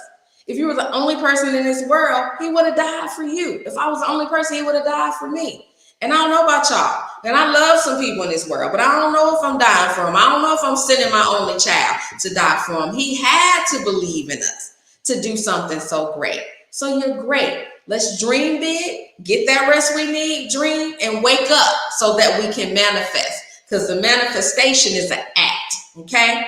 I'm excited to be here. I'm excited about what's to come. Make sure you are following this amazing man of God. This podcast is absolutely amazing. One of the things I'm going to suggest is to follow the group, the Empowering Perspectives community. Follow that group because it's a lot of great stuff in there. I go in there and I catch it from time after time too, usually late at night because I'm a late night person, but go in there and follow because he's so full of knowledge and wisdom. Like I can't wait to go back and to be able to listen to this and implement some things and write some things down from this podcast. So thank you so much for this amazing opportunity and I'm looking forward to the next. Well, thank you for your kind words. I'm humbled. I really am, and I appreciate that. And you were the perfect fit. Like I knew your energy and your exuberance and excitement. I knew it would be catching. And I knew that you had like just listening to you the last time we talked. I'm like, man, she got a lot of stuff to say. I want to get her on a regular. So you were the perfect fit, and I thank you for accepting. And like you, when it comes down to just dream manifestations. I think, regardless of where you are, you have not yet witnessed the fullness of your potential. I can't stress that enough. You have not yet witnessed the fullness of your potential. You only got a snippet of what he has in store. And I think when we really, buckle down and pay close attention and get into His Word and surround ourselves with individuals who really want us to succeed in life, not individuals who just want to take from you, but individuals who really want to see you succeed, and then celebrate you at every point of milestone accomplishment. I think that's the people that you want to be around. And in my opinion, I think that's what we are going to offer as we go forward with these conversations, because we're going to intentionally pour into you, praying and hoping that you will accomplish milestone after milestone after milestone. And then what we ask is that you tell us, right? Tell us, bring the good news here so we can celebrate you. I don't think we do that enough in our community. Allow us to celebrate your accomplishments. Allow us to lift you up. It's one thing that we focus on as children of God. We don't want to be arrogant. We don't, we want to be humble, right? And so we don't really want to talk about our goodness, but share it so that somebody else can talk about it. That's how we should be doing. We should be celebrating each other. We should be uplifting each other, and then we can collectively give God the glory. And that's what dream manifestation is all about. So you're going to get a combination of, you're going to get combined information. You're going to get spiritual information, and you're going to get philosophical information, all tied together so that you can understand how to apply what is within the binder, what's within Genesis and Revelation. I think that's important. And as I reflect, one of the things I think about is that, man, why nobody ever shared that with us? You know what I'm Yes. saying? And your initial thought is that you want to get frustrated because like all they had to do is research the scriptures. But no, don't get frustrated. Go have a conversation and share, because what you don't realize is that they're probably there as well. That's Right? right. Share in the conversation. I had a great conversation last night about the respect for elders in our community. It is lacking. Right? We need to go back to respecting our elders collectively. And I Mm-hmm. think this is part of it, getting back to His Word, getting back to His commandments, so that we can understand the individuals that we're supposed to be, and get to the point to where we understand our calling, so that we can walk in the fullness of that. That's the key. Walking in the fullness of your calling guarantees that the promises work in your favor. All Yes. things work together for the good of the Lord and for those who are called according to His purpose. So we have to get to, pursuing His purpose, being Mm-hmm. called in according to His purpose. That's the key. So with that being said, thank you guys for being with us on this Saturday. You could have been any place else, but you chose to be with us, and we do not take that lightly. We appreciate you. We love you guys. Take the time and go tell somebody today that you love them. And Yes. until then, myself and my good friend Tanisha, we will see you guys next month for another great conversation. And you know what? I owe you an intro and an outro. So you guys don't get an intro and an outro today, but next time you have it. All right.